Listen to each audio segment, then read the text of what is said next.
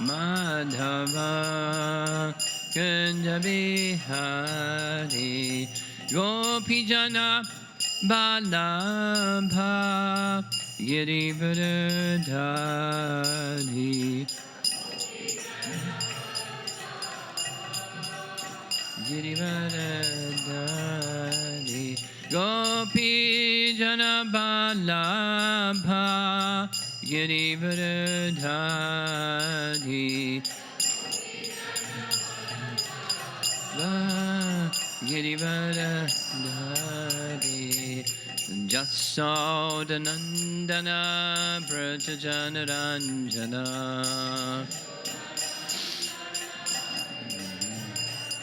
Jasodanandana Brajajanaranjana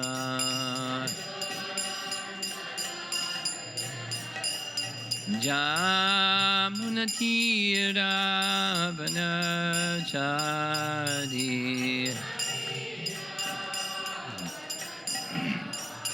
Jamunatira Vanachari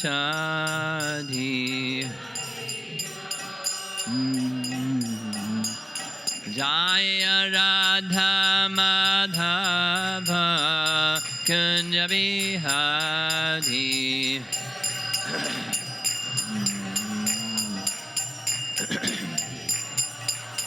Jaya Radha Madhava Kunjabihari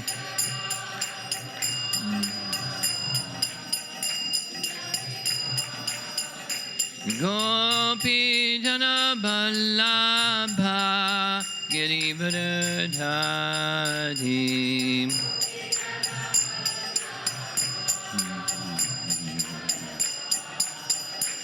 Gopi Jana Vallabha Girivardhari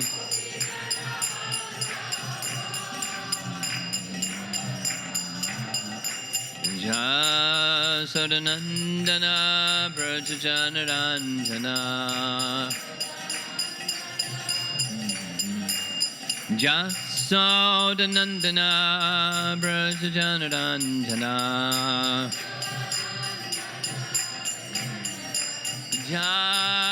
Jamunatira Vanachari Jamunatira Vanachari Jaya Radha Madhava Kunjabihari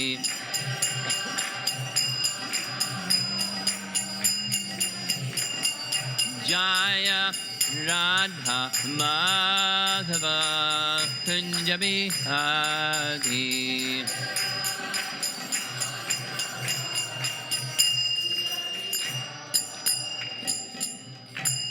Jaya Vishnupad Paramahamsa Parivijagacharya Astatarasatasi Srimad His Divine Grace Isi Bhakti Vedanta Swami Shri Prabhupada Ki Ananta Koti Vaishnavarinda Ki Grantharat Srimad Bhagavatam Ki Gaur Premanandi.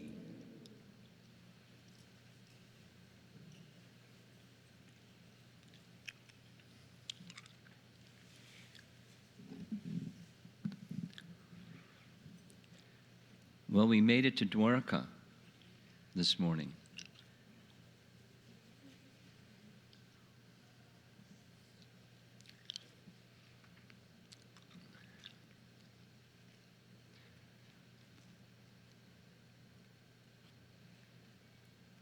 Next, we're going to go to Porbandar,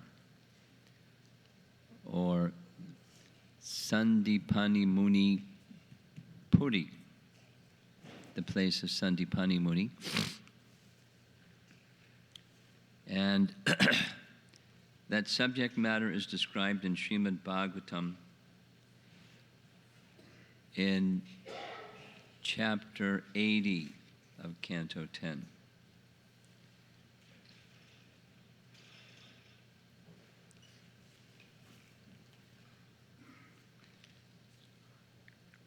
before we enter into that subject matter,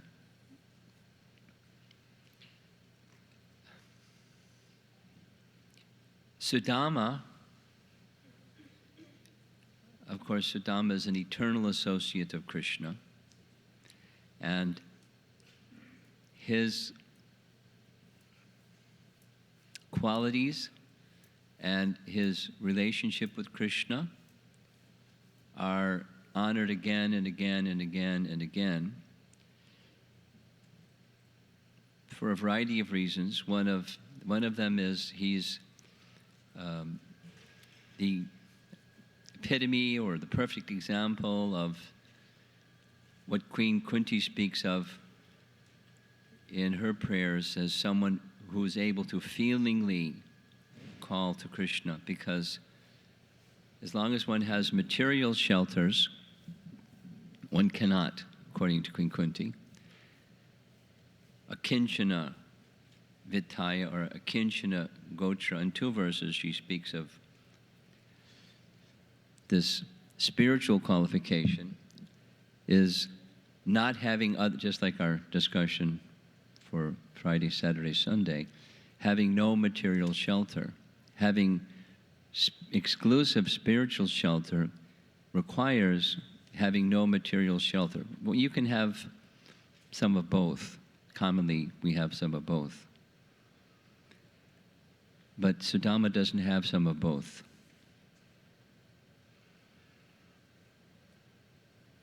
There's a book written by one of Lord Chaitanya's associates, Jagatananda Pandit, who had a very unique relationship, to say the least, very unique relationship with Lord Chaitanya. He was very young compared to all of the other associates of Mahaprabhu. Also, although his age was young, he was spiritually mature. And the relationship that he had with Lord Chaitanya was like Satyabhama in her relationship with Krishna, where Jagadananda Pandit would talk back to Krishna or to Chaitanya Mahaprabhu. Anyway, very interesting relationship. And one of the books that he wrote was Prema Vivarta. We know the meaning of prema, and Vivarta means hidden or secret. So he had this love for Lord Chaitanya that looked like confrontation instead of love, sometimes. And so lots of pastimes are described in Chaitanya Charitamrita, and he begins the book basically saying, I don't care if people understand or don't understand what I'm going to write.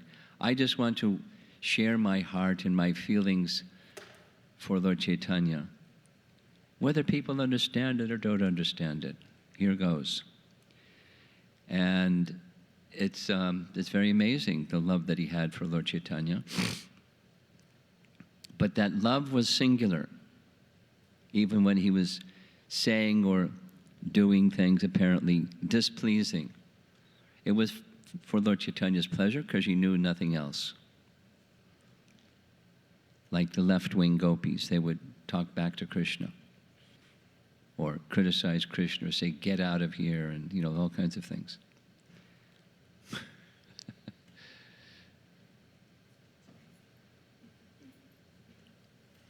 Like Radharani's talk with the bumblebee. You're the unreliable servant of an unreliable master. Get out. Then the bumblebee disappeared. No, come back. Don't say that to Krishna. I know what Krishna's like, but I'm just attached to him anyway. Don't tell him that. He may not come back. Oh, why do I speak like this? So, in Prema Vivarta, Jagatananda, there's one end of a chapter where he says, basically not verbatim, but he says, don't make the mistake of trying to cross a river with one foot in 2 different boats. Similarly, spiritual life means put both feet in one boat, the Krishna boat. And then you can cross the ocean of material existence. Don't make the mistake of being divided in your devotion. Because devotion is exclusive. So, Sudama was such an exclusive devotee. He had no interest in anything material. Akinchana. Now, some persons can be akinchana, we'll hear. They can be akinchana and have opulence. Or they can be akinchana and have no opulence or poverty.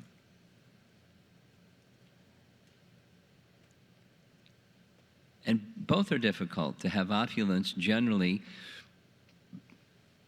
we heard yesterday evening from Manoj, you have opulence and you become proud. I'm up here and others don't have that which I have up here, and so you become proud.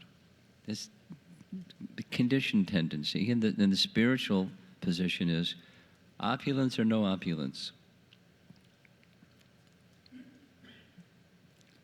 Ambarish Maharaj had opulence that surpassed the heavenly planets, equaled that of the spiritual world. Yudhisthira had opulence, third canto says, that surpassed the heavenly planets. But he had no interest in, it was for Krishna's service only, no interest in having the opulence and enjoying the opulence, being the enjoyer of the opulent position of being a king. In any case, Sudama had no opulence. He was just the opposite, like another dear associate of Chaitanya Mahaprabhu, Kolavechar Sridhar, was extremely poor. And without embellishments, his poverty was so severe that most people would die. But he wasn't dying, he was very happy. And he went on living in devotion to Lord Chaitanya Mahaprabhu. So Sudama was like that. And Krishna, is Krishna attracted to someone who has opulence and not attracted to someone that doesn't have opulence? Is that a way to attract Krishna? No. So there's several references. I'm just going to point to a few of them.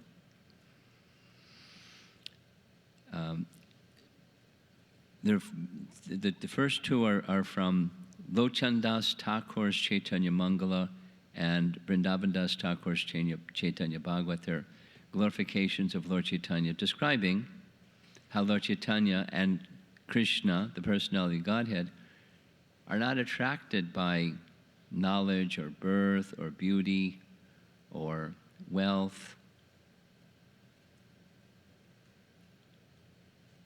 Was Kubja beautiful?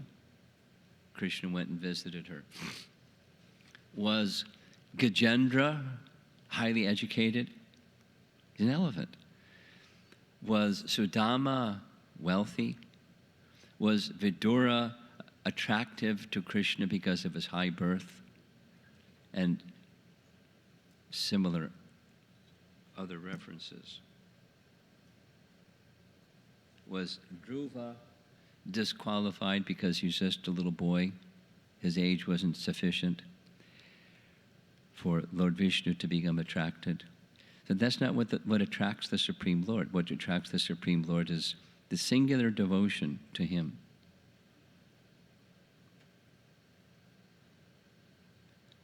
And in a similar vein, what Sudama in his poverty had to offer to Krishna was insignificant. It was inferior quality. He didn't even have enough wealth in his house when he went to visit Krishna to bring a gift from his house. His wife had to go to a neighbor and took 4 palmfuls of broken flat rice, put it in a little handkerchief, tied the corners, and off he went. Even if he is thirsty, the Lord does not even glance at water offered by a proud person in an opulent, jeweled water cup. The Lord eats with full satisfaction any item offered by his servant, regardless of whether the offering was made according to regulations. This is Chaitanya Bhagavat. This is Vrindavan Das. Even if his servant does not offer an item because he considers it too insignificant, the Lord forcibly eats it. Sudama. The evidence of this was when the Lord ate Sudama Brahman's broken rice in Dwaraka. The Lord even accepts the remnants of his servants. What's the example? Draupadi's pot. Yeah. Draupadi's pot.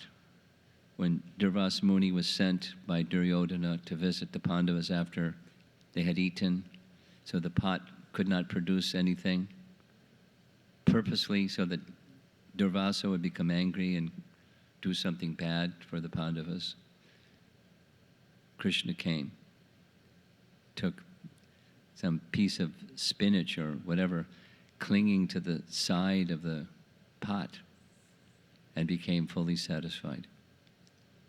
Remnants of his devotee, Krishna.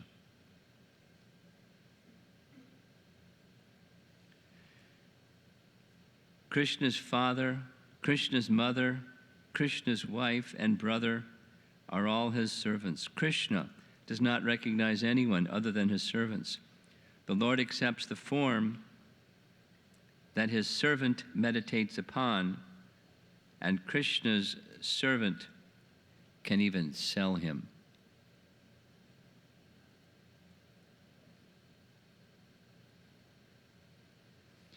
Bhaktisiddhanta commenting on this verse from Chaitanya Bhagavat, and it makes reference to Sudama.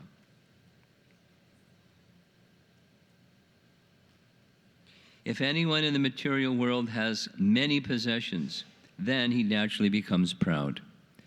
Such a proud person then takes shelter of misconceptions like, I am the best, I am rich, I am the best collector of ingredients for worship of the Lord, I'm a great devotee, and Vaishnavas like Sridhar Swami are Mayavadis.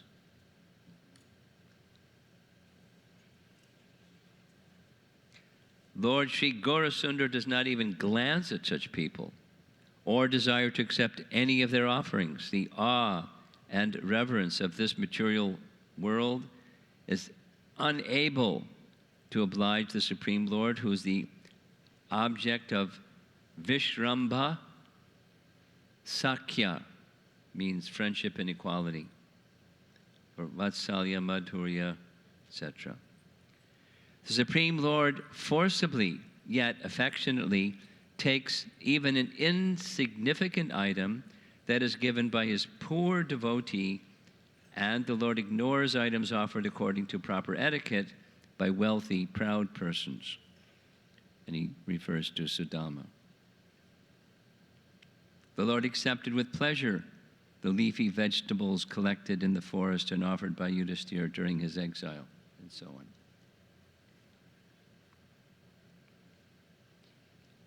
Referred to in Rupa Goswami's collection of sayings or poems is one by Ramanujacharya, where he's also specifically honoring Sudama. Oh, Lord Murari. It's like an offering of a prayer when making offerings to the Lord, to the deity. I hope that just as you enjoyed the palatable food presented by the wives of the Brahmanas, the meal offered by Vidura, the milk and yogurt of the cows of Vraja, the handful of chipped rice from your friend Sudama, Brahmana, the breast milk of Mother Yashoda, and the delicious foods prepared by the young girls of Vraja, you will also enjoy the offering I now place before you.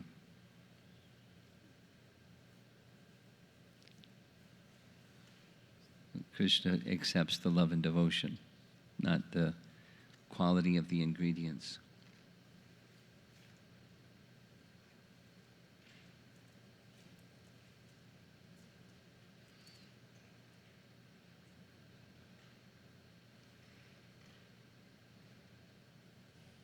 There's several other references. Bhaktisiddhanta describes as quality of a kinchana.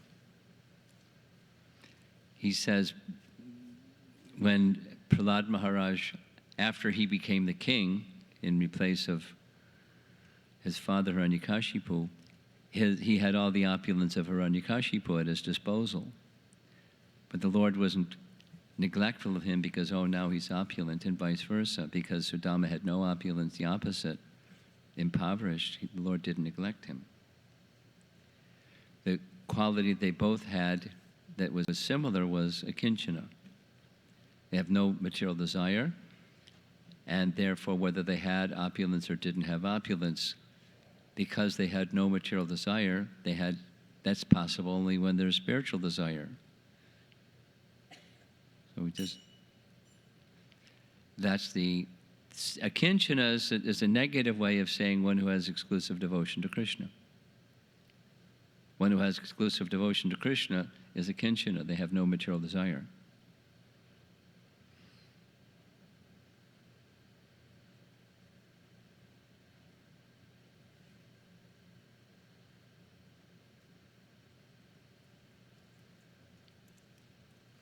Because everything of this world, Bhaktisiddhanta is saying, everything of this world is the property of Krishna, so we don't have the right to take even a blade of grass unless it's for the service of Krishna, and the kinchanas know that. So in other words, if they have a blade of grass or whatever it is they have, it's the property of Krishna. They have no material property, they have no material possessions per se, because they understand everything is Krishna's possessions, and therefore meant to be in service of the one who owns it.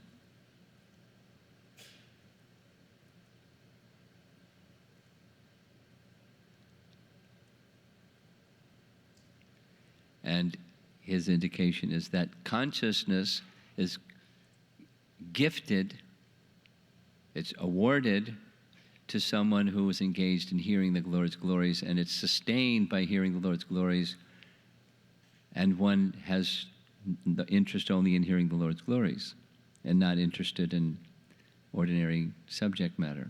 Just naturally so. So the summary is Sudama is honored all over the place. Oh, it's just one of the pastimes. And similarly, this is how the story of Sudama appears in the Bhagavatam, Canto 10. It comes after chapter 79. And chapter 79 focus is on Balaram.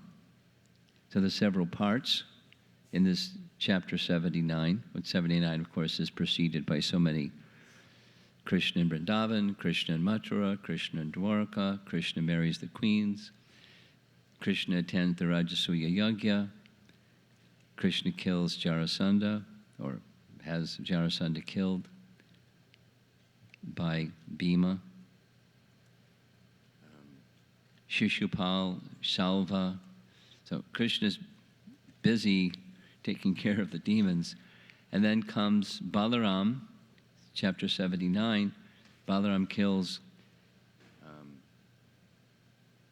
Balvala, and then he decides to go on pilgrimage because he doesn't want to take part in the Kurukshetra battle, as Krishna is not going to take part in the Kurukshetra battle. And he returns when he hears that there's going to be this battle between Duryodhana and Bhima. He tries to dissuade both of them from fighting one another because he was their teacher, but they go at it anyways. Then he continues his travel. He gives teachings. Balaram gives teaching. The original spiritual master gives teachings to Yajnik Brahmanas. And that concludes the chapter with Shukadeva Goswami is saying, basically, wow. You know, the pastimes of Balaram are just amazing. And anyone who regularly hears them or remembers them will become very dear to Krishna.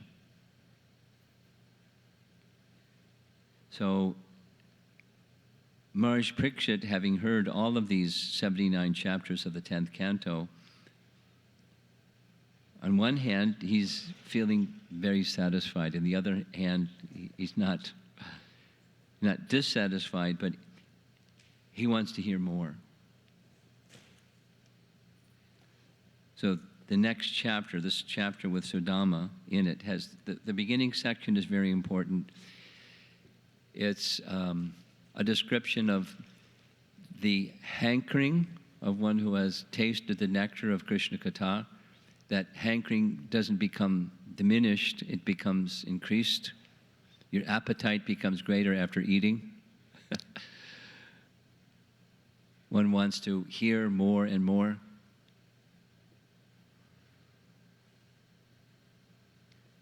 So he says, you've described so many wonderful things. Can you describe the things you haven't described yet? Whatever they are? Because many things he's asked specific questions.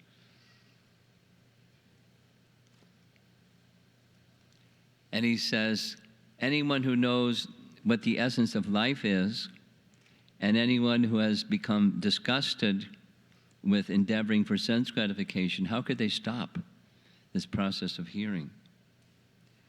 So there's a long section of commentary indicating what the effect, if you're hearing properly.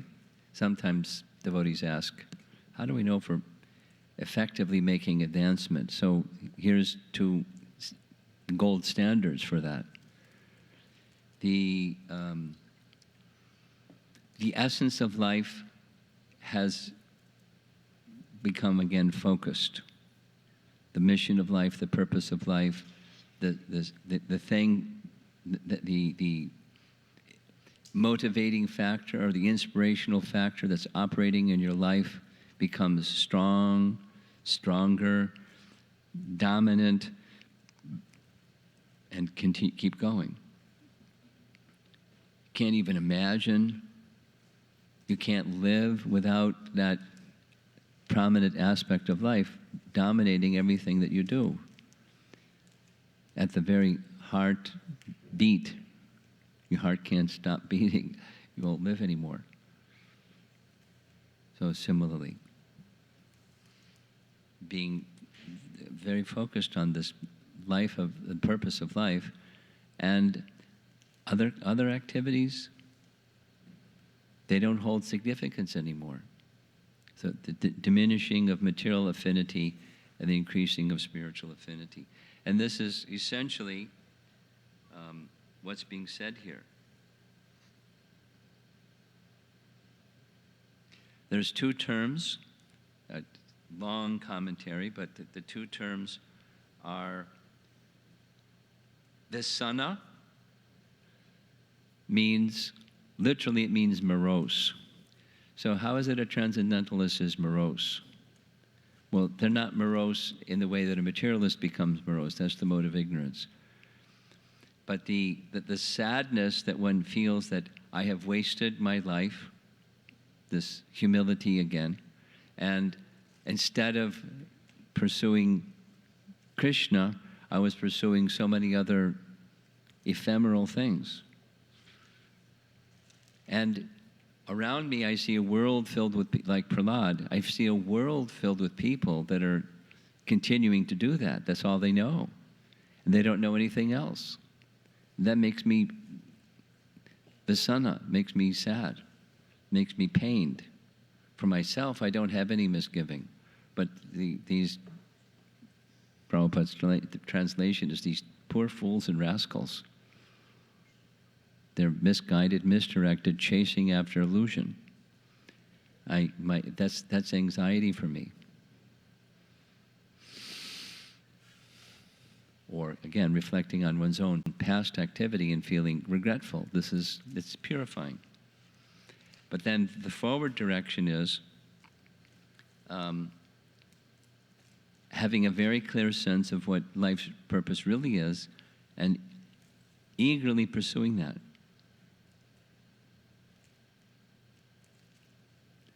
Like the girl yesterday evening, what's her name? Surabhi was saying, you know, I don't know where the third generation is going to happen. I don't know what the third generation is. I don't know what the third generation is going to happen. Well, you're the third generation. Make it happen. Go forward. Be what you want the world to be. Be as Krishna conscious as you could be. That's what the future is going to be, whatever you make the future. Because you're ISKCON. You're the future of ISKCON. Go forward. And this other word besides Visana is Visheshagya. Visheshagya means, Gya means knowledge. Visheshagya, knowledge of transcendental variegatedness. So the devotees are very enthused to hear the pastimes of Krishna, for example. That's what Maharaj Parikshit's qualification is. His appetite is insatiable. More glubjamans. More. Just keep piling it on. Because the appetite for knowing the variegated glories and transcendental aspects of Krishna is insatiable. It just makes one more hungry, more eager to hear. Hearing leads to more hearing. Eagerness for more hearing. Constantly relishing the variegated ways of Krishna's name, Krishna's form, Krishna's qualities, Krishna's pastimes. Krishna, Krishna, Krishna. So on the one hand, this disgust in the inferior things. On the other hand, transcendental eagerness, insatiable transcendental eagerness for kirtan, for hearing Srimad Bhagavatam, for worshiping the deity form of the Lord, for remembering Krishna, for etc.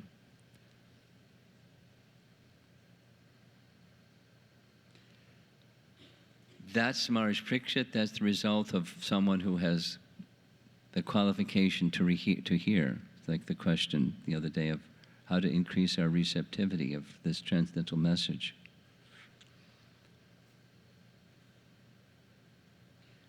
Here's Prabhupada's comment. Well, first, Maharaj Parikshit continued, actual speech is that which describes the qualities of the Lord. Similar to the second canto. The hands are those which work for him. A mind always remembers him. Dwelling within everything, and the moving and non-moving. Ears listen to the topics that sanctify the ears by hearing about him. Similar to, the reverse is, what's the use of legs that don't walk to the temple of the Lord? It's like tree trunks. What's the use of eyes that don't see the form of the Lord? It's like the feathers of a peacock. What's the use of the hands that do not cleanse the temple of the Lord, and so forth? So the senses are meant for that purpose, and one who is understanding that purpose, that's how they engage. And then specifically, the feature of the mind. Here's Prabhupada in Krishna book, paraphrasing or restating what's in the verse. I find it really nice, like really nice. One's mind can be peaceful only when one simply thinks of Krishna in full Krishna consciousness. This does not mean that one has to be very thoughtful, semicolon. One simply has to understand that Krishna, the absolute truth, is all-pervasive by his localized aspect as Paramatma. If only, in italics, if only one can think that Krishna as Paramatma is everywhere, even within the atom, one can then perfect the thinking, feeling, and willing functions of his mind. Sounds too simple. This is the Say Yes to Krishna message, by the way. Just another way of saying the Say Yes to Krishna message. Because under Krishna's direction is all things. Maya Jakshena Prakriti. And just say yes to Krishna. And that's the perfect function of thinking, feeling, and willing in relation to whatever's going on out there. Krishna's in control of the Prakriti. The perfect devotee does not see the material world as it appears to the material eyes, for he sees everywhere the presence of the worshipable Lord in his Paramatma feature. There's several places where Prabhupada speaks like this. This is a high platform, but one sees things, Prabhupada's example, you see a tree, you don't just see the tree, you see Krishna there. What does that mean? Like I don't see the microphone stand, I see Krishna there. Pretty skinny Krishna. You see things in relation to Krishna. And then it's not just material, oh, that's connected to Krishna seeing. It's you see Krishna there. It's transcendental seeing. Different kind of seeing than just seeing the object.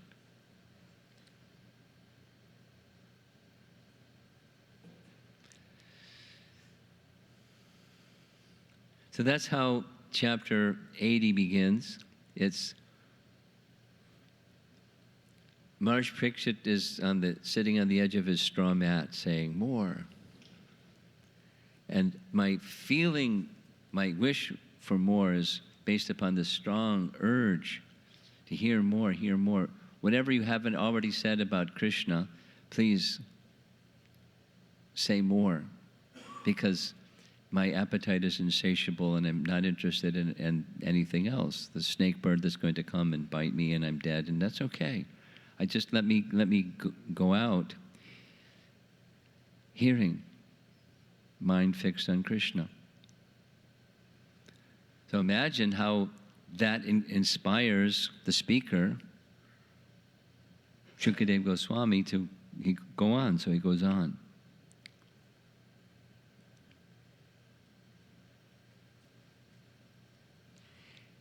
So the very next verse, he speaks about Sudama. And he characterizes Sudama in two ways.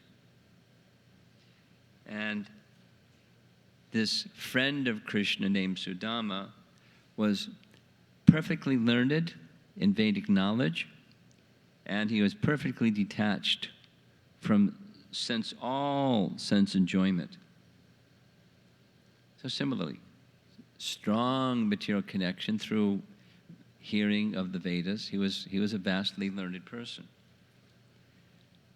Vedavid, fully knowledgeable, but not just academic knowledge, fully realized knowledge. So much so he was satisfied within. So much so he was not interested. He didn't even think about sense gratification.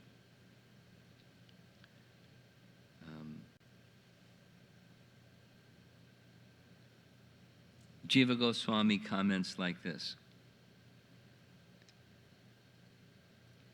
A person who has come to the perfection of knowledge surrenders to the Supreme Personality of Godhead. In other words, any person who has surrendered his life for the service of the Personality of Godhead has come to the point of perfect knowledge. That's the result. Perfect knowledge results in, or a symptom of it is, surrender, full surrender to the Personality of Godhead. The result of that is then also detachment from the materialistic way of life. And the result of that is complete control of the senses. That means when you extend your senses, it's for service, and otherwise you're not interested. It is something unless it's for the purpose of the Lord's service. So you're unaffected being in the material world because you're serving Krishna or serving Krishna, whether your senses are moving this way or this way.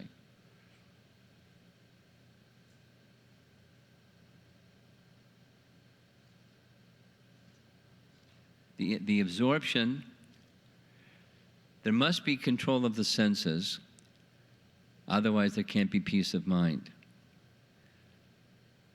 But one whose mind, if we train our mind through sadhana bhakti to go to Krishna, the mind will become purified, and then the mind can give direction to the senses, and the senses will follow, if the mind is strong in Krishna consciousness. As far as things of this material world, the duality, because he's impoverished, but he's not complaining or whining or worrying or I have to go get a job. I got fired. Lost my job. What am I going to do?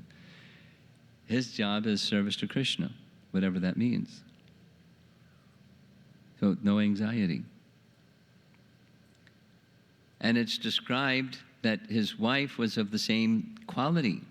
She was as Krishna conscious and as detached from worldly things as he was, fortunately, because that otherwise it would have been a big problem for his wife. But she was like him, in quality like him. In fact, Vishwanath says she was more renounced than him, because whenever there was something, she would immediately give it to her husband because she was concerned about the welfare of her husband. So she had even a greater degree externally of renunciation than him. But being a loving wife, she was concerned with the welfare of her frail husband. It's said that his body was so skinny that his veins were bulging through the skin. Just skin and bones and veins, not much else. And his cloth, his one cloth, had so many holes in it. It wasn't like, I'm embarrassed my husband doesn't have a nice cloth to wear. It just, as the wife, she couldn't stand to see her husband so poorly attired. And so, from time to time, or in fact regularly, she would appeal to him. Now, in her appeal to go see Krishna, she understood Krishna's position. It's again this Dwaraka mood where she knew that Krishna and Sudama, or Sudama and Krishna, were dear friends. She also knew that Krishna is the Supreme Personality of Godhead. So I guess she was considering herself very fortunate. My husband is a dear friend of the Supreme Personality of Godhead.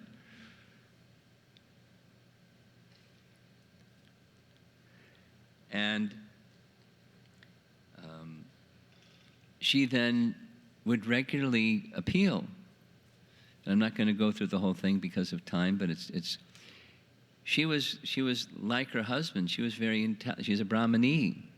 She knew the art of logic and reason, and through logic and reason, she basically checkmated her husband. And whatever he may say, well, wait a minute, I feel embarrassed to go. Well, you don't even have to even ask, because one who gives their heart to Krishna, Krishna gives himself to them. Well, because you're a Brahmana and he loves Brahmanas. Well, I'm not a qualified Brahmana. Well, even if you're not a qualified Brahmana, Krishna is very kind anyways to all, and just like one after the next. And she checkmated her husband, and she was her concern was not for wealth. Her concern was the husband of the goddess of fortune, and will easily give to a Brahmana anything that the Brahmana requires. So Sudama was more than reluctant. He didn't want to petition his dear friend Krishna for anything. But the real principle that persuaded him, besides the affection that he had for his wife, and husbands understand when these things come up, then some of those points that the wife really, really, really is important, you have to yield. So the greater reason was, if I go, I'll get to see my dear friend Krishna. So it's something like Akrura in his journey to go see Krishna, sent by Kamsa. He's just meditating on what it's going to be like when I go see Krishna in Dwaraka, or Akrura when I go see Krishna in Vrindavan. When you go to see Krishna, you're meditating on what it's going to be like.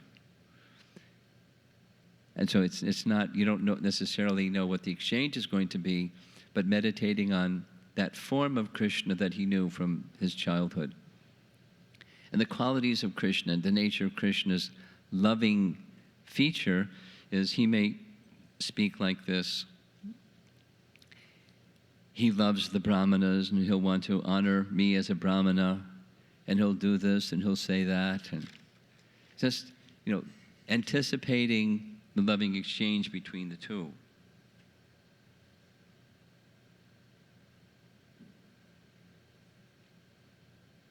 So he agreed to go.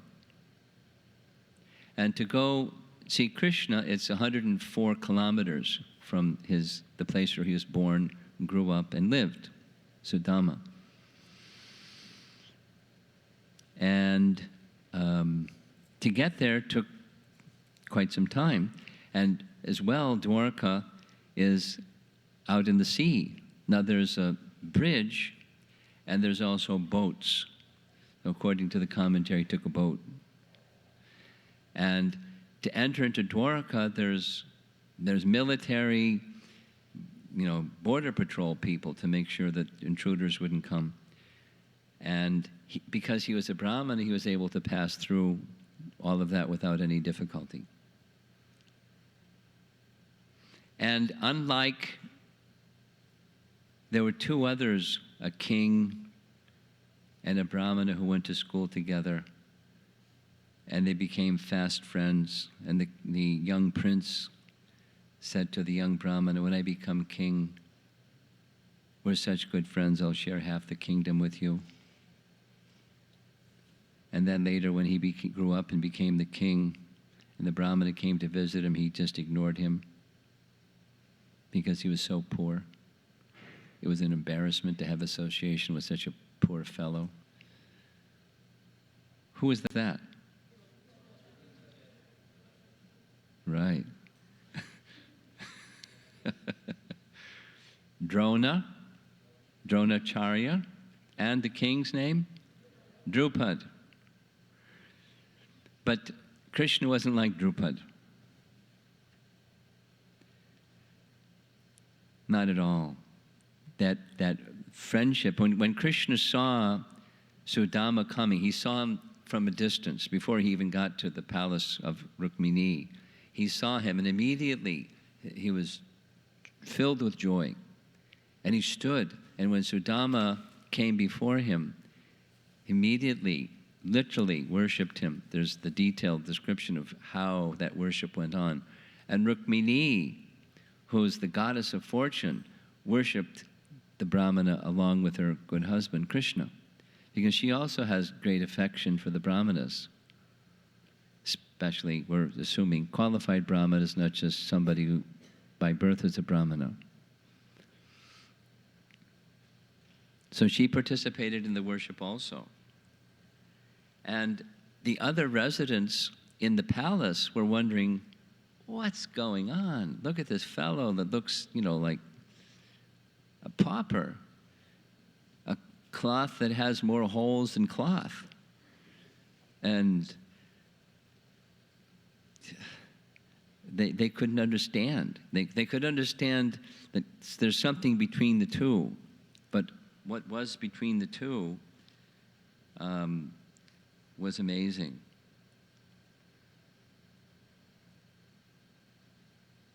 The residents of the palace said, "What pious acts has this unkempt, impoverished Brahmana performed?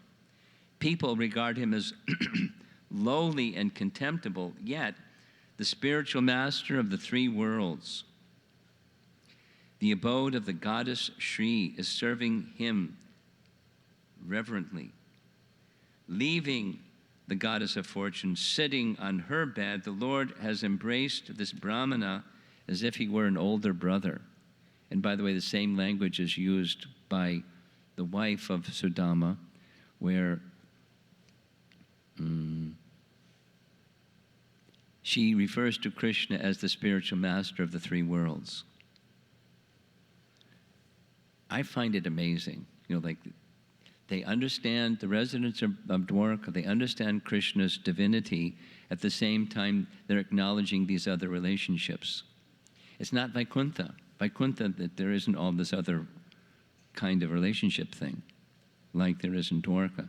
So therefore, it's more personal, or I shouldn't say more personal, it's more intimate. There's more madhurya, there's more sweetness in the exchange. It's not the same, all the sweetness that's in Vrindavan. It's so sweet that they can't even see distinction of Krishna's greatness or his divinity. In Dwaraka, that's some of both. Very interesting.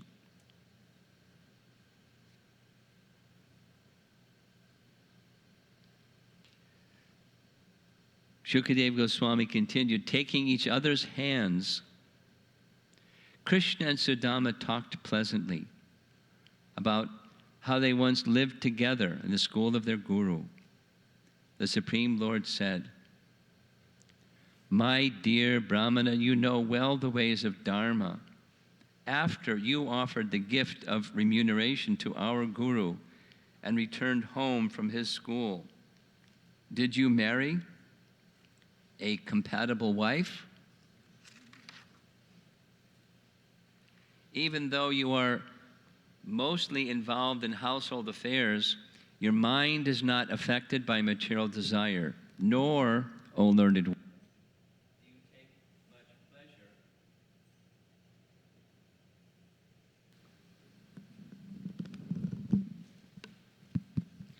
do you take much pleasure in the pursuit of material wealth." I think we're going to need another battery. "This I am well aware of. Having renounced all material propensities which spring from the Lord's illusory energy, some people execute worldly duties with their minds undisturbed by material desires. Such unattached persons haven't the least desire to accumulate wealth and prosperity for sense gratification, but sometimes they are found to collect money just to exhibit the exemplary life of a householder." So those of you that are aspiring to become exemplary householders, you don't have to become like Sudama.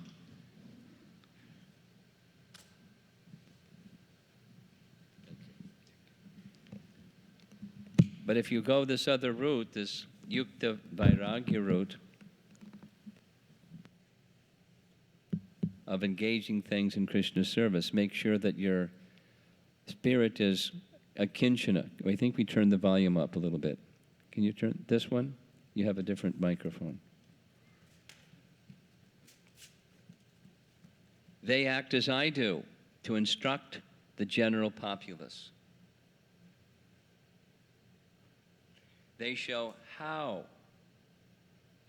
by proper distribution of wealth, one can become an ideal householder and at the same time a great devotee. Such ideal householders are to be considered followers of my footsteps." That's what Krishna was doing. He was in Dwaraka with 16,108 palaces, opulent like anything.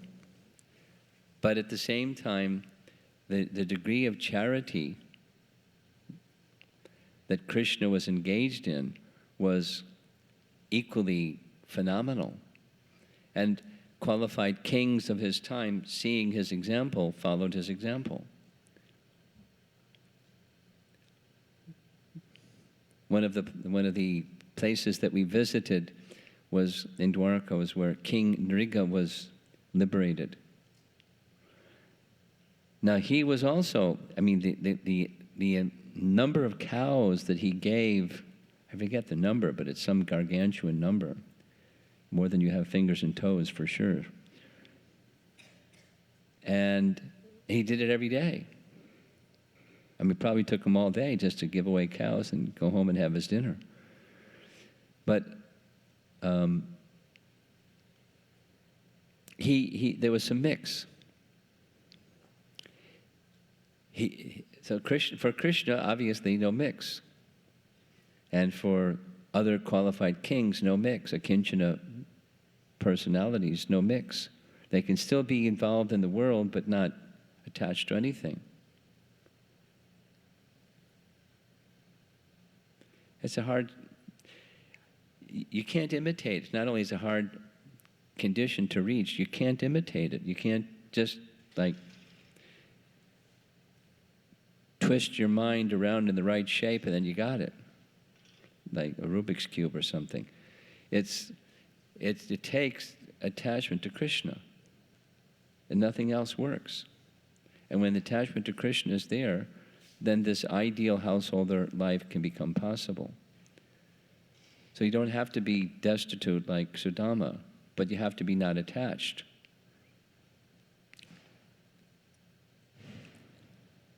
Like Krishna.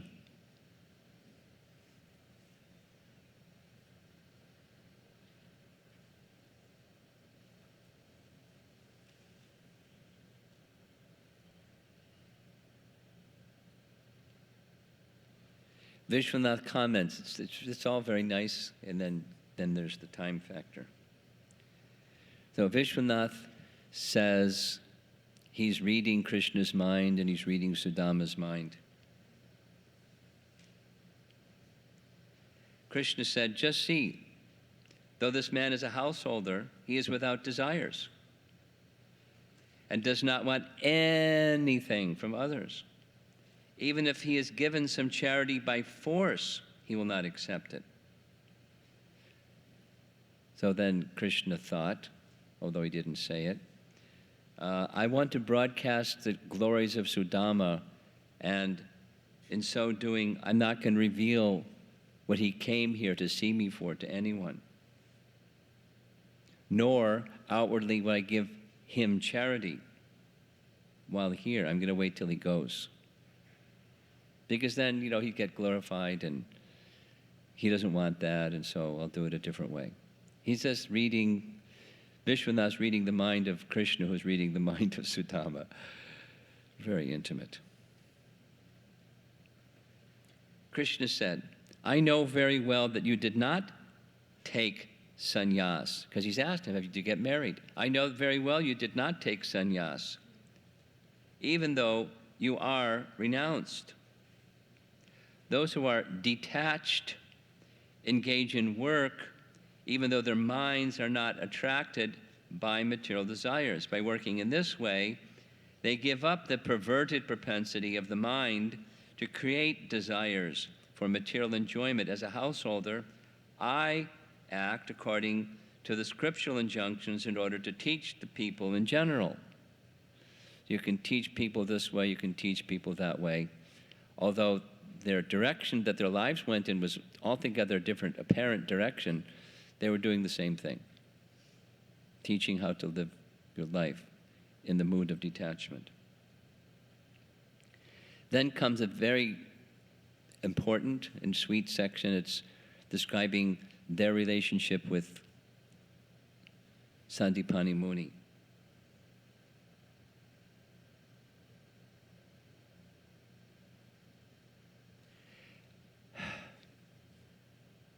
What time should I end? I mean, what time do we start? 1 hour ago? We'll go for another half an hour.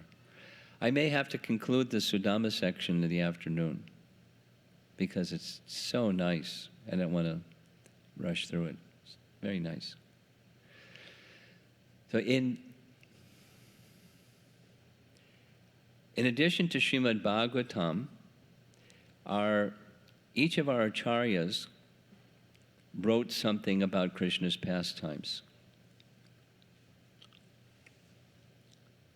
In Sanatana Goswami, he wrote Brihat Bhagavatamrita. And in Jiva Goswami's case, he wrote Gopal Champu. Rupa Goswami also wrote, the Stavamala. He wrote little sayings of Krishna's pastimes in Dwaraka and outside of Dwaraka. Vidagdha Madhava, Lalita Madhava, Rupa Goswami also. So Gopal Champu is a particular type of literature. Jiva Goswami wrote a manual on how to write a champu, and then he wrote a champu, another book, Gopal Champu. So the pastimes of Krishna.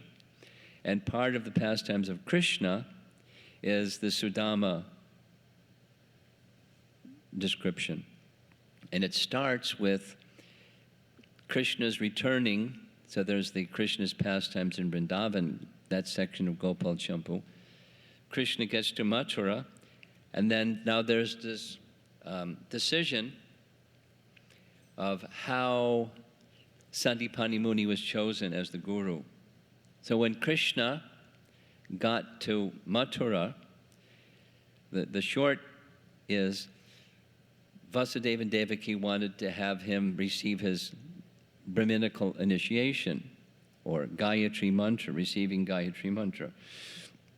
We say Brahminical initiation. He was a Kshatriya. So received Gayatri, Upanayana. So they wanted Gargamuni to perform that Upanayana ceremony. So there was going to be a big festival.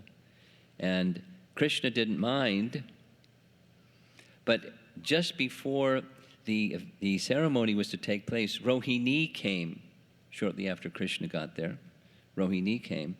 And when Krishna, this is Gopal Champu, when Krishna saw Rohini and Rohini saw Krishna, both of them thought of Mother Yashoda. When you see your Rohini and you see Krishna, you think of Mother Yashoda. And when you're Krishna seeing Rohini, you think of Mother Yashoda. Loved by both of them. Krishna's mother in Vrindavan. So Rohini was thinking all of Krishna's friends who are in the Vaishya community, they should also get their Upanayana, but she didn't want to say it because, the mood was different in Mathura. And Krishna didn't want to disturb the people in Mathura, so he made a suggestion. He sent a message through the weaver, the florist, Sudama the florist, to take a message back to Nanda Maharaj. And this is Gopal Champu. And the message was, the other cowherd boys, I'm going to have this Upanayana ceremony. Can the other cowherd boys on the same day, at the same time, have their Upanayana? We can't be at the same place at the same time, but at the same time, different places. That would be very nice. Can you arrange that? Nanda Maharaj just wants to do what Krishna wants, so that was arranged. And Rohini was very pleased that Krishna was thinking of the residents of Vrindavan because she had great affection and understood the mood of the residents of Vrindavan. And the residents of Vrindavan are very happy Krishna is thinking of us. Gopal Champu. So it happened. Same day, two different places, same ceremony. Then there was the consideration, primarily according to Gopal Champu, as Krishna was deciding who would be his teacher. So he considered, the most obvious persons to be teachers of the Vedas, because that's what boys do after they have their Upanayana, they study the Vedas. It'd be Vyas. But Vyas knows who Krishna is, and he's not going to say, how can I be your teacher? So he won't accept. And other persons that are similarly Vaishnavas of qualification, Vaishnava Brahmanas, they're not going to accept that position. So it has to be a non-Vaishnava Brahmana. This is Gopal Champu, Krishna's, evaluating who should be my teacher. So somebody that's a worshiper of Lord Shiva. So there's this dynasty from Kashi where Sandipani Muni is far distance away from Mathura, and he's a renowned teacher of young boys, and that would be really good He previously was in Prabhas, and then he went to Avanti, and now he's living in Avanti, conducting a school over there. That would be really good. And then in addition, I can go incognito because it's so far away, nobody will know. And since I killed Kamsa, then there are people may be hostile to the members of the outer dynasty, but while I'm gone, if nobody knows I'm gone, they may not come. So I'll go to this distant place.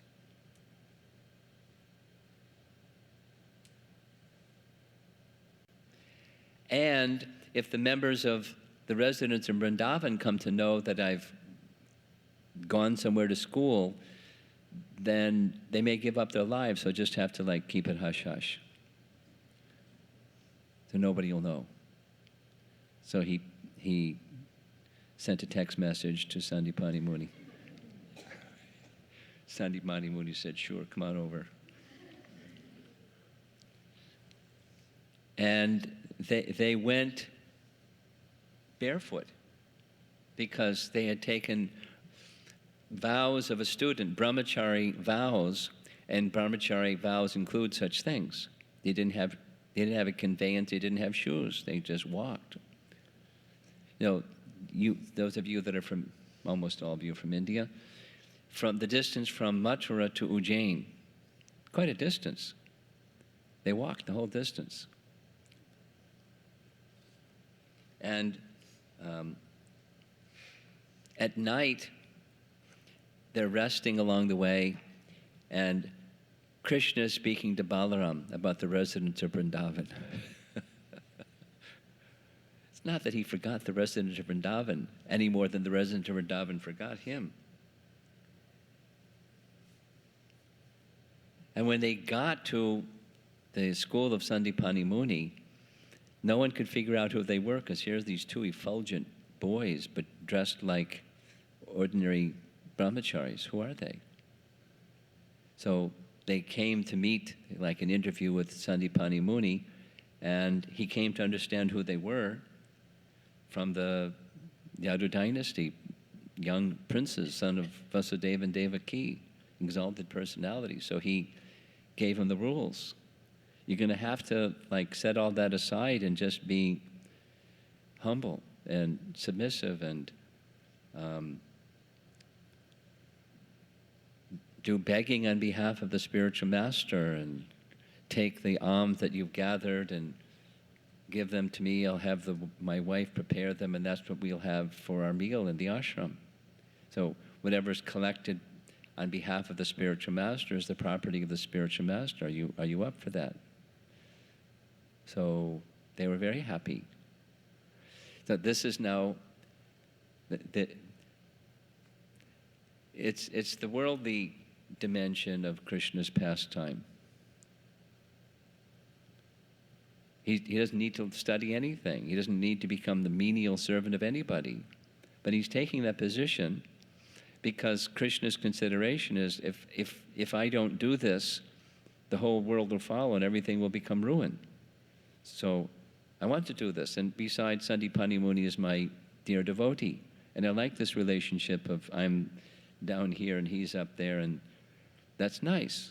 Krishna, it's happiness for Krishna. It's one of the relationships. Like he has mother and father, he has a teacher. It's rasa. But it's, at the same time it's rasa, it's also, he's conducting himself in apparently worldly ways. Something that I neglected to mention this morning. Similarly, when Jarasandha was making his harsh statements about Krishna, the acharyas, starting with Jiva Goswami, then also Vishnu, said, what kind of a fight is this? Why would Krishna, the personality of Godhead, the maintainer of the three worlds, be doing fighting with this insignificant nobody who was a demon? Unless there was some happiness in it for Krishna. And what happiness is there in it for Krishna to fight a demon? Then he goes on and says, well, if it was his universal form, there'd be no match. So he didn't do this with his universal form, it was in his human form. And his human form, it was to protect the Yadus, his family members. He was upholding the codes of a king or the princely order. And here's someone coming to attack the Yadu clan.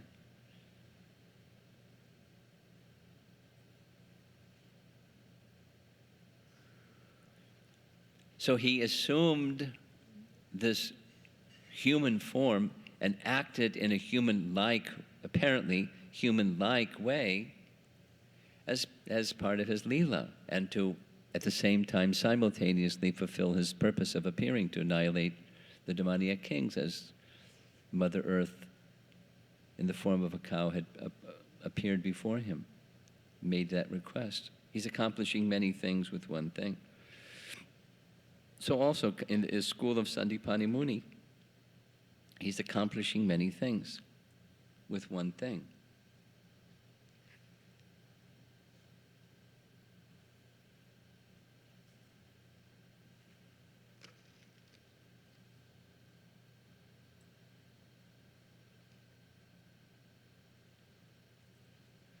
One day, Sandipani Muni's wife asked him, "Among all your students, who are the most devoted?" Sandipani Muni said, Gopal Champu, "The two Kshatriya sons." She said with a smile, "I do not see them serving you." He said, "Out of affection, I forbid them from serving. Visibly, they follow the order, but when no one is looking, they serve. I have observed this."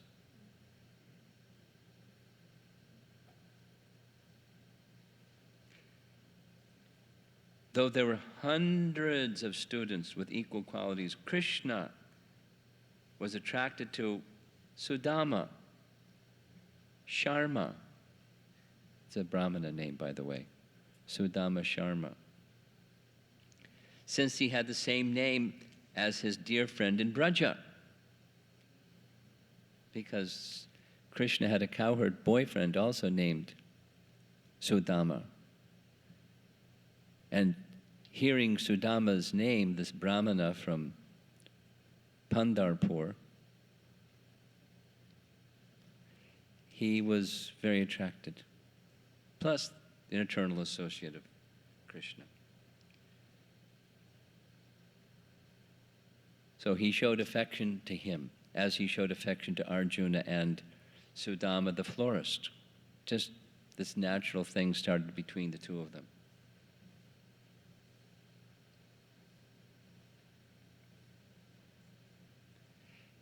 Every night, during the time that Krishna and Balaram were at the school of Sandipani Muni, Krishna took rest by the side of Balaram, and into the night Krishna would speak about the residents of Vrindavan. What are they doing now? How they must be feeling? How is this one? How is that one? When you're attached, your thoughts go there naturally. Gopal Champu. So as the resident of Vrindavan, to the degree that one becomes attached to Krishna, Krishna becomes attached to that same devotee. It's love. So same when we're doing our sadhana bhakti, the attachment isn't there yet. But if we, this sharanagati once again, if we hanker, if we desire, if we strive and search and pray for that attachment to come, it'll come. Krishna becomes attached to you. Krishna presents himself more. And the distraction becomes less. That's the principle that we were discussing all weekend long. So now back to Dwaraka. Sandipani, Krishna and Balaram, Krishna and Sri Sudama are seated together, holding each other's hands, conversing about the good old days when they were in school together. "My dear Brahmana, do you remember how we lived together in our spiritual master's school? When a thrice-born student has learned from his guru all that is to be learned, he can enjoy spiritual life, which lies beyond all ignorance.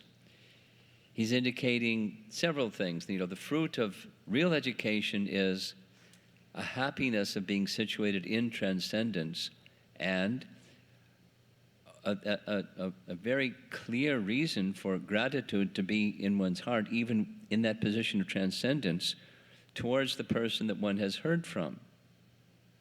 Say it the other way. If there isn't that sense of gratitude in one's heart for the person from one who has heard, they're not situated in transcendence. It's still mundane. Mundane means that there's a disconnect with Krishna and the source of connection with Krishna. So Krishna is now speaking to Sudama again. My dear friend,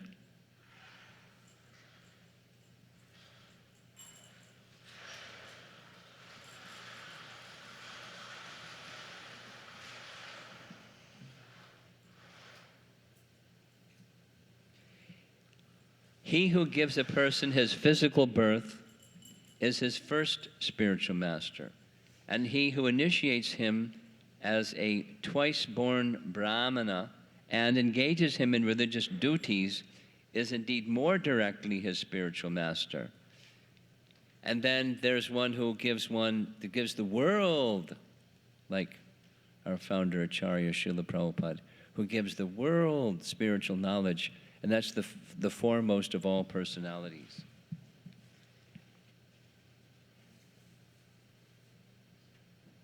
Certainly, O Brahmana, of all the followers of the Varnashram system, those who take advantage of the words I speak in my form as the spiritual master, like he does with Arjuna in Bhagavad Gita, and thus easily crosses over the ocean of material existence, can best understand their own true welfare.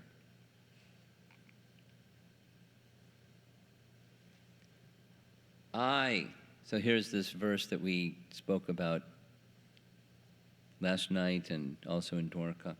I, the soul of all beings, so previous verses he's speaking as a friend, now he's speaking as Paramatma. I, the soul of all beings, am not as satisfied by ritual worship, Brahminical initiation, penances, or self-discipline as I am by faithful service rendered to one's spiritual master.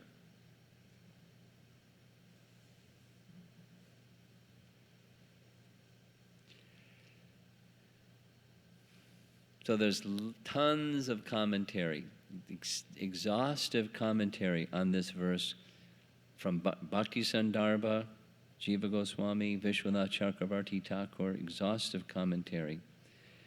This is Krishna saying to his friend Sudama, they went to school together, that service that we did for Sudama, for Sandipani Muni, was for the pleasure of Sandipani Muni, but I, the soul of all beings, find more satisfaction in us having done that or one who does that, than any other thing. And bhakti means to please Krishna with whatever we do, and there's nothing more pleasing to Krishna. Just like Krishna says in Bhagavad Gita, to teach this message of Bhagavad Gita to others, there's no one more dear to me than that person. So teaching the message of Bhagavad Gita to others, or conveying its message to others, is only possible. You can't do it unless you have taken shelter of a spiritual master with your heart open with whatever it is that you have. Serve the spiritual master.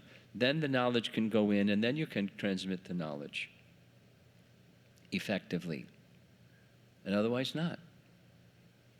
So one is pleasing to Krishna, the other is in turn pleasing to Krishna. It's the natural sequence. One wants to also share with others this valuable thing that you've heard or received. It's natural. Not out of false ego, but as you have some happiness. You want to share that happiness with others. It's like Prahlad. For me, I don't have any concern. I just think of you and I'm completely contented. But there is one thing that makes me very disturbed, very unhappy. I have only one unhappiness, and that's the unhappiness of others that are suffering unnecessarily because of not knowing about you. I care very much about those people. So can you please save them? And the saving them is something the Supreme Lord wants to give, and it's by removing ignorance with knowledge, or replacing that ignorance with devotion, awakening Krishna consciousness. That's what Lord Chaitanya's, somehow we came to the right place. Lord Chaitanya's Sankirtan mission of giving liberally, giving Krishna consciousness to others. And you can do so, and you should do so, commensurate with the faith of the individuals who you're addressing.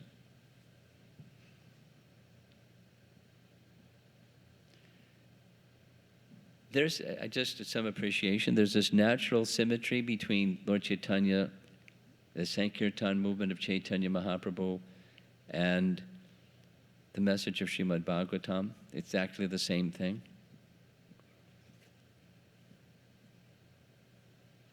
It's packaged differently, but it's the same thing.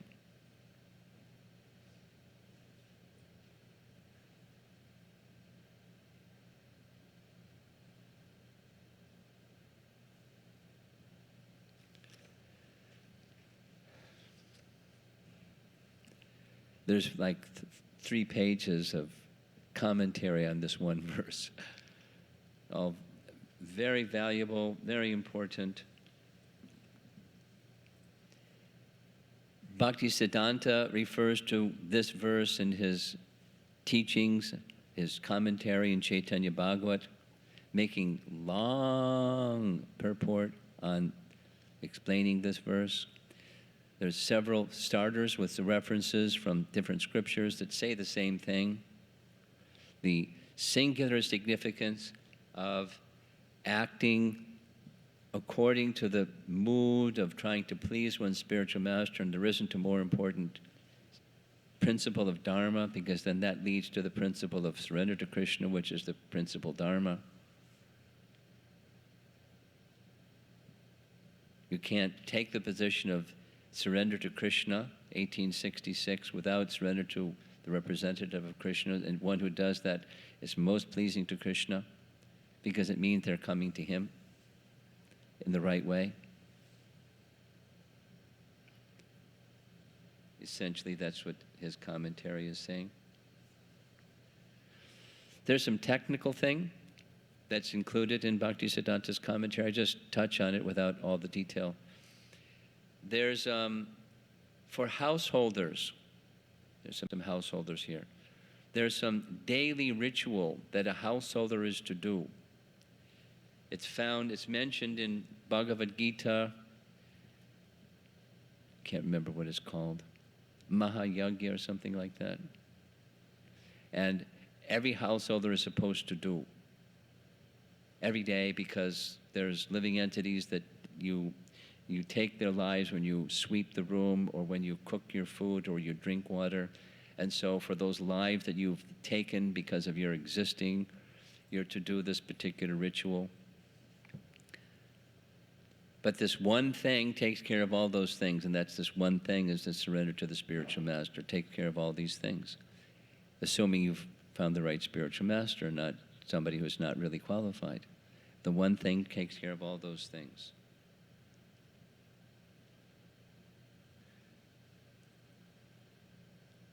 Would you like to hear Purushcharana from Hari Bhakti Vilas?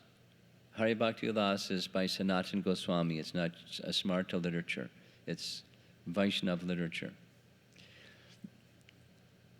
There are 5 aspects to the Purushcharana observance. puja 3 times a day, constant chanting of japa, oblations of water, daily fire sacrifice, and feeding of the brahmanas. This means, Bhaktisiddhanta explains, this means that if one takes the vow to chant the mantra 10,000 times, so, that's not even 16 rounds. Then he must also offer 1,000 oblations of water, 100 oblations into the fire sacrifice, and feed 10 brahmanas. Of course, it is very difficult to undertake such an observance without any flaw. So, for the less qualified, the scriptures have prescribed a simple process that consists of serving the spiritual master. We would do better to follow the simple process. Again, this is not smarta regulation. This is Hari Bhakti Vilas for householders. So do this one thing, and it takes care of all the other things. Then continuing in Hari Bhakti Vilas. Alternatively, one should satisfy the Guru by meditating on him when commencing worship of the deity.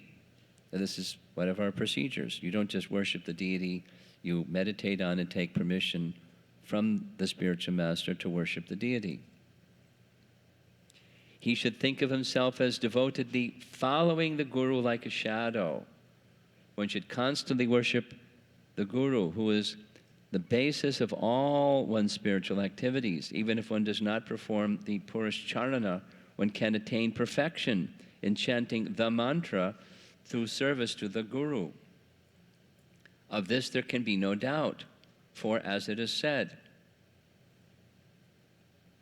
yata kanchanam yati.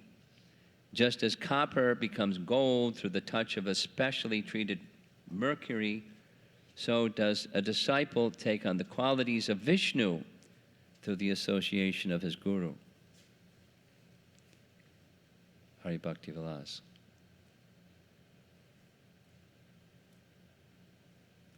Sanatana Goswami writes a commentary on what he just wrote. The Purushcharana ritual can be perfected simply by serving the spiritual master. In conclusion, it may be said that service to the spiritual master is supremely beneficial. All perfections can be achieved through serving the spiritual master. Krishna himself appears as the spiritual master and gives the surrendered disciple the treasure of his heart, love for Krishna. And it goes on. It's also discussed in Adi Leela, so I'm not going to carry on.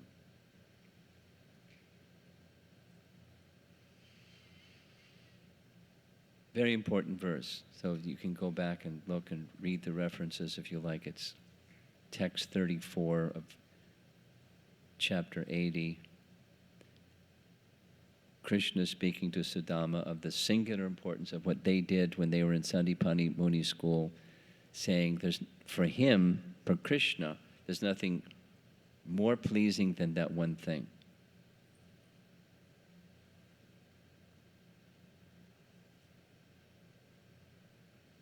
Very nice section. And it's nearly 12:30. So I think I'll just end so we can take a break and get back together. What time are we supposed to get back together again? 4 o'clock? 4 o'clock? Okay. So any comments, questions, discussion? Do we have a microphone back there?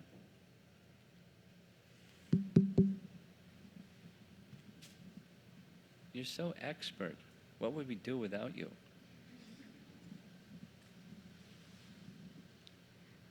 Guru Maharaj, I was wondering if you can elaborate on what was the hesitation of Sudama when going to meet Krishna. Why didn't he go earlier? My understanding is that he didn't want to trouble Krishna or something, but he didn't want to go and ask Krishna for something. He's not I'm not a materialistic bhakta. I don't go to Krishna to ask Krishna for something. I don't do that. But he was such a devotee, wouldn't he want to like see Krishna? That was the only reason, that was the main reason. It was two main reasons. It's the duty of the husband to see to the concerns of the wife, within reason. And so it was within reason. He understood her heart because he's married. And she wasn't, it wasn't greed, it was just a concern of her affection for her husband. And so that was one reason. And the other is to go see his friend Krishna. So that was what carried him as he was walking to go see Krishna. It was anticipating meeting Krishna. It was devotional. And the other was a duty in his household ashram.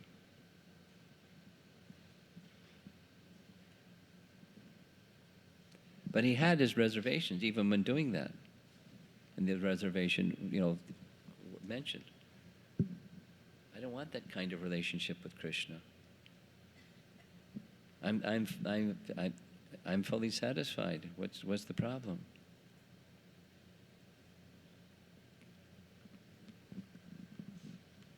Something else?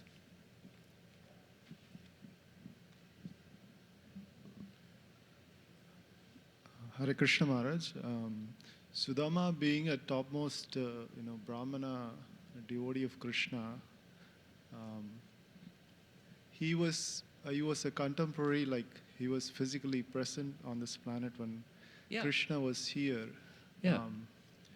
So after the Gurukula was long time, like Long time. What was the reason that he was he feeling happiness in separation, that he didn't want to go and see Krishna again? Was he feeling unhappiness in separation? Is that your question? More happiness in separation. Oh, no, we don't have any indication of that. He was just happy being happy.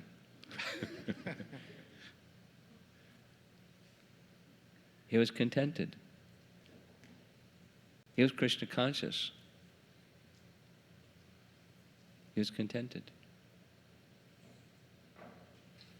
Like, just to follow up on that question, Maharaj, like there are several devotees while Krishna was here. They all knew that Krishna was Supreme Personality of Godhead, and still they continued with their ashram, like with wife and children and their duties. So what was, like, was that just to facilitate the pastimes of Krishna, or what was their intention to? Depends on the individual. Here, in this case, Krishna is speaking that some devotees are they're teaching others by their example of this is a life of Krishna consciousness, and that's their service to Krishna. Teaching others by example. This is how you do it. So some were like that.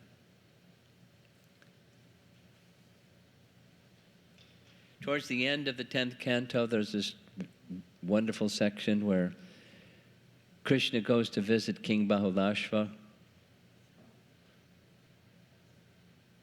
because he's his devotee, but he's so remote and so absorbed in his duties in service to Krishna, he hasn't made it all the way to Dwaraka to go see Krishna, so Krishna goes to see him. But when he gets there, there's another person who greets Krishna at the border of the kingdom, and that's a Brahmana, Shrutadev. And they both ask him, please come stay at my place and have your meal. So Krishna expands himself into two Krishnas. And he goes with each one of them.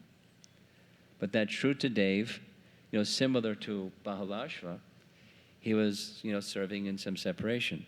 That doesn't say why Shrutadev didn't go to Dwaraka, but the Bahulashva was busy with his duties as king, but fixed in his devotion. So Krishna had different ways of doing different things, And Krishna's devotees have different ways of feeling towards Krishna, different feelings.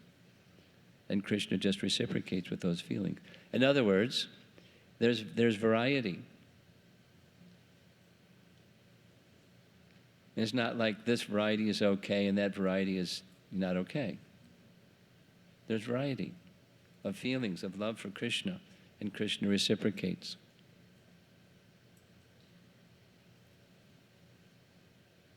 Is that all right? Thank you, Maharaj.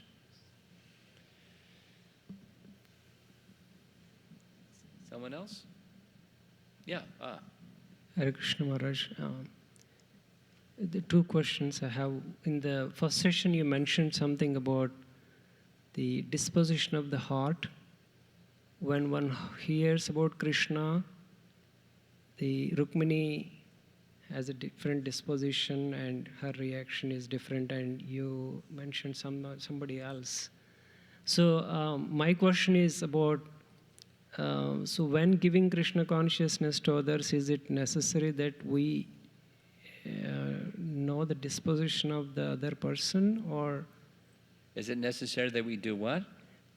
what's the other person's attitude towards Krishna?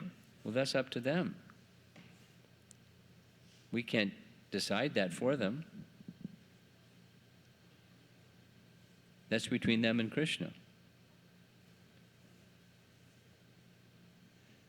When Narada spoke to Kalyavana, Narada spoke to Kamsa, Narada spoke to Rukmini. Now, he knew his audience, so he spoke appropriate for the audience, but their disposition of heart was different, and therefore their mindfulness of Krishna was different.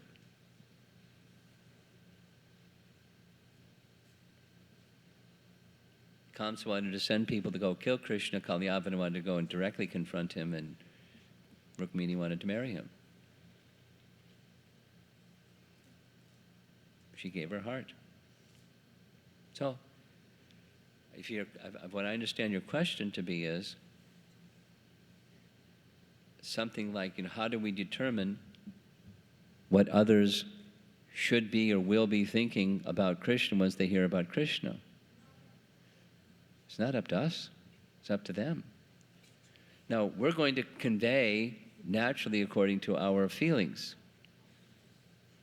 That's like Uddhava does when he meets Vidura. He conveys according to his feelings.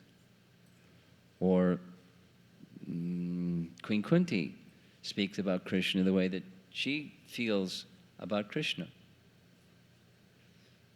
So our personality comes through in our speaking about Krishna. It doesn't change who Krishna is, it's just our relationship with Krishna is how we see Krishna. It's just natural. And then how that's going to strike the heart of the other person depends on the other person and their relationship with Krishna.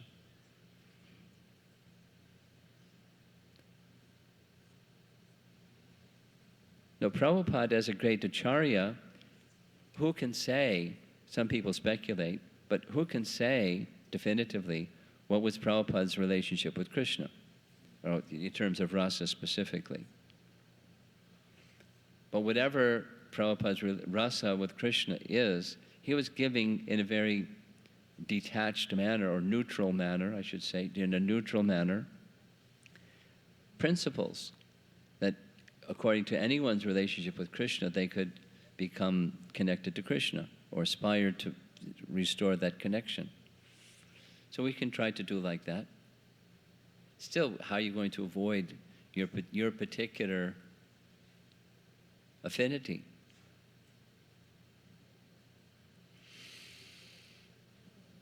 It's personal.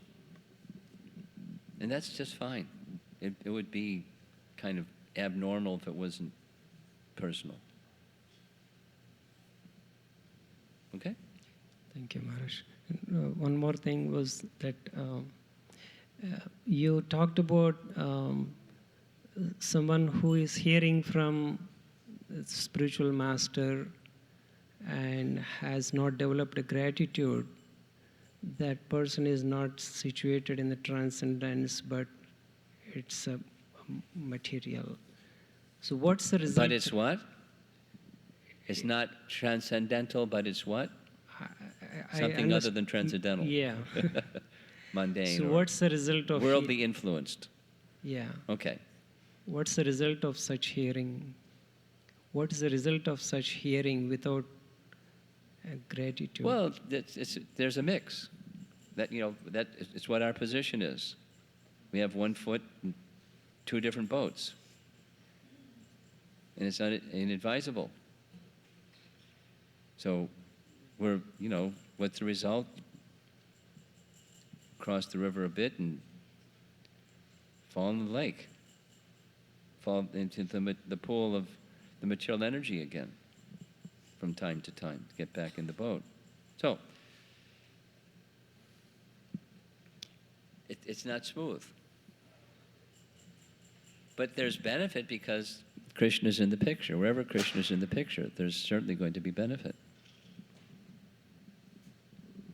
And as purification takes place, then we get a little more realization that we need to be just fixed in Krishna. That's the result.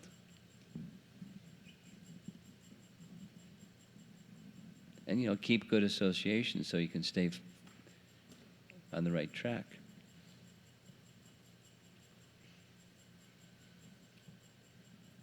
Thank you.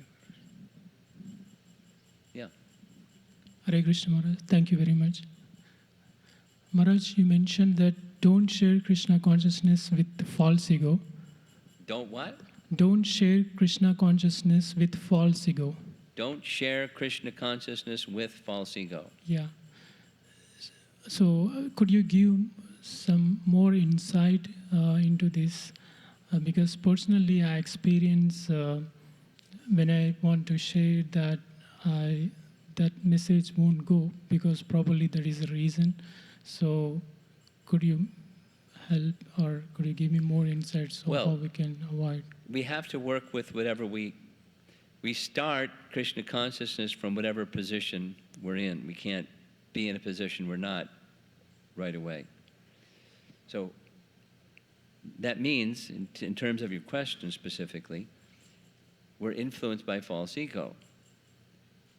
So the result of such transmission is similar to his question. The result of such transmission is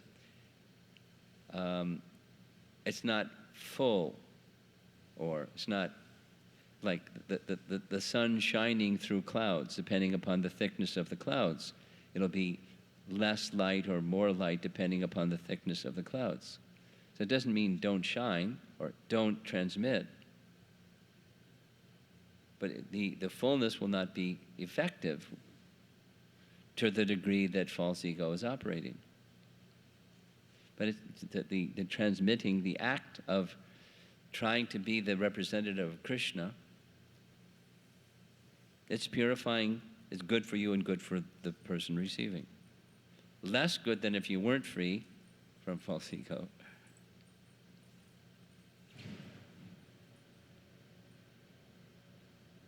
So take it simply. Take it as a process of purification for yourself. And very carefully avoid the false ego position. I'm up here, they're down there, and I'm going to be kind and give them something they don't have. Avoid that. Just purification, being Krishna's instrument. Dull, but Krishna's instrument.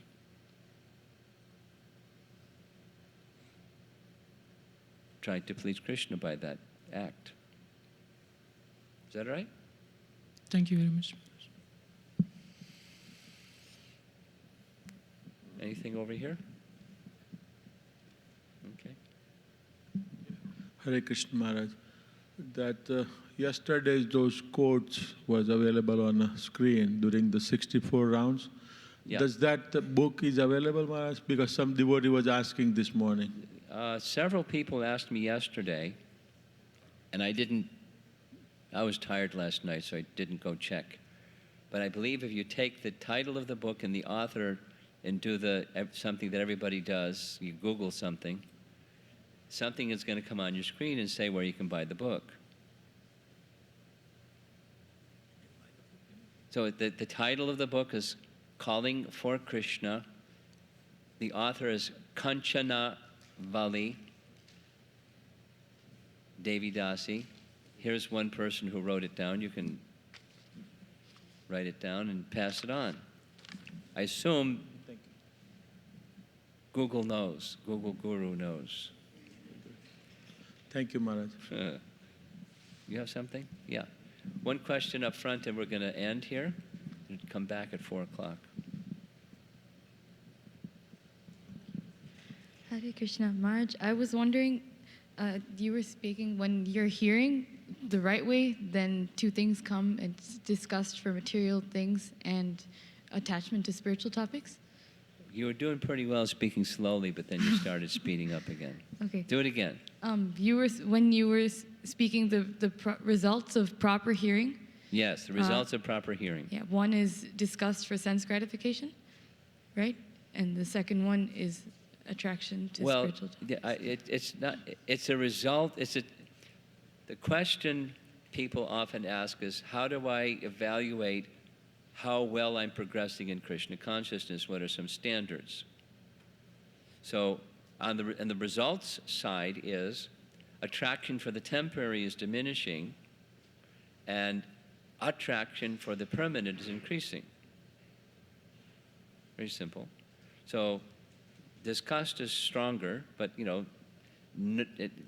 slackening of attraction for the temporary. Then in the case of Sudama, there's this. I'll add something that I didn't touch on. There are different kinds of detachment.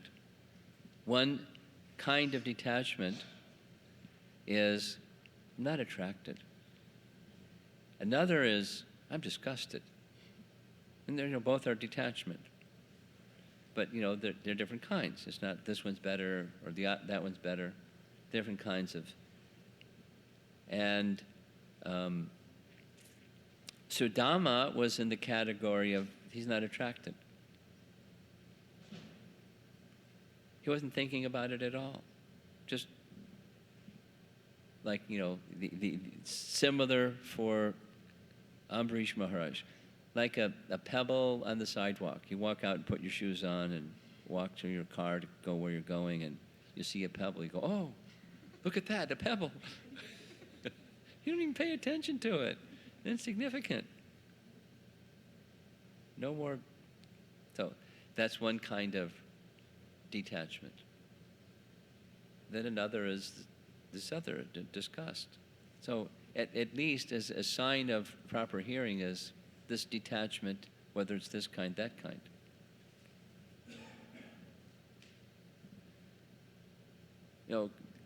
We could say Gaurkishore had he was he was disgusted when persons would take the position of being a renunciate or a sadhu or something, and in fact they were, it's pretense. He was disgusted, and he would say it.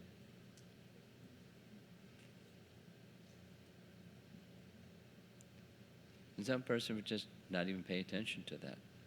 So, it's a symptom of proper hearing is akinchana. There's no, and you can say it the other way around too, that quality of akinchana helps one to hear. So it's, in other words, it's progressive. We're not all the way at once right there. So that slackening of affinity for the temporary, asat trishna, as that becomes more prominent, the slackening for the thirst for the impermanent, then one can hear better. And then as one hears better, that thirst for the impermanent diminishes further. Just inversely proportionate. You know that language from math? Okay. Does that answer your question? I was wondering the difference between aversion and that, because we're discouraged, like we hear aversion is the flip side of attachment. Yeah. Well,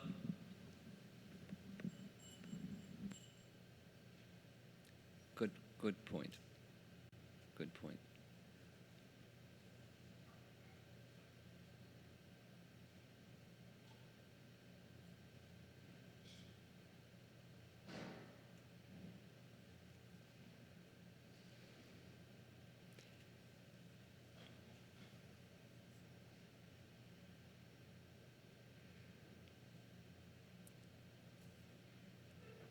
the thought that's coming is there's a difference between the material anything and a spiritual same thing, like material anger and transcendental anger. There is such a thing as transcendental anger, and there is such a thing as material anger.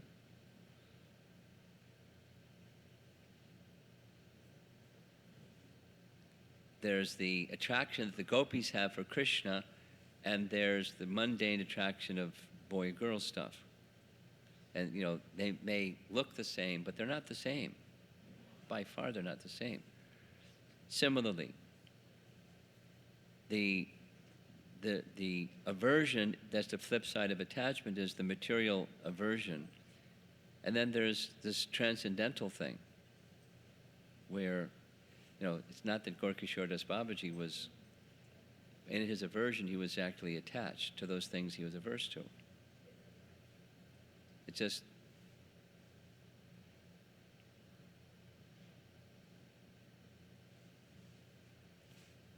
his feeling of attachment was so strong that something that interferes with it, take it away.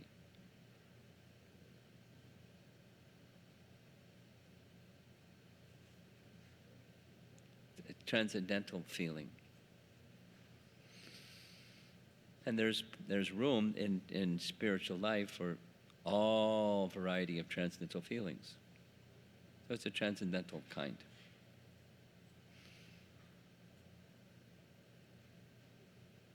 Okay. So it's 1:45. We have a 3-hour and 15-minute break. Chant and be happy.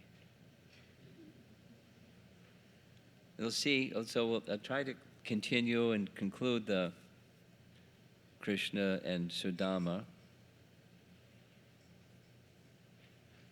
And then we'll go to Krishna returns to Vrindavan. But he makes a stop along the way. A couple of stops along the way. Actually, according to the Bhagavatam, when Srila Prabhupada ki jai.